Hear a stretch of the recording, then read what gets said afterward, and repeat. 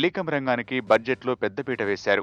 ఆ రంగానికి 10,000 కోట్లు కేటాయించినట్లు కేంద్ర ఆర్థిక మంత్రి అరుణ్ జైట్లీ వెల్లడించారు. బుధవారం ఆయన పార్లమెంటులో 2017-18 సాధారణ బడ్జెట్ను ప్రవేశపెట్టారు. ఈ సందర్భంగా ప్రసంగిస్తూ దేశంలోని 1.50 లక్షల గ్రామాలకు ఆప్టిక్ ఫైబర్ నెట్ సౌకర్యం కల్పించనున్నట్లు తెలిపారు. అలాగే డిజిగౌ పథకం ప్రారంభించనున్నట్లు జైట్లీ వివరించారు. అలాగే ఒడిశా బికనీర్లో క్రూడాయిల్ నిల్వ కేంద్రాలున్నాయని, కొత్తగా 2,000 మెగావాట్ల సోలార్ ప్రాజెక్టులు ఏర్పాటు చేస్తామన్నారు. ఇక మొబైల్ కంపెనీలు స్థాపించే వారికి ప్రోత్సాహం అందివ్వనున్నట్లు జైట్లీ తెలిపారు. మౌలిక రంగాల అభివృద్ధికి 3.96 లక్షల కోట్లు కేటాయించినట్లు తెలిపారు. ఆన్లైన్లోనే ఎఫ్డీఐ అప్లికేషన్లు రూపొందిస్తున్నామని, విదేశీ ప్రత్యక్ష పెట్టుబడులకు మరిన్ని సరళీకరణలు చేసినట్లు తెలుపుతూ దీనికి సంబంధించిన కొత్త పాలసీని త్వరలో ప్రకటిస్తామని జైట్లీ తెలిపారు.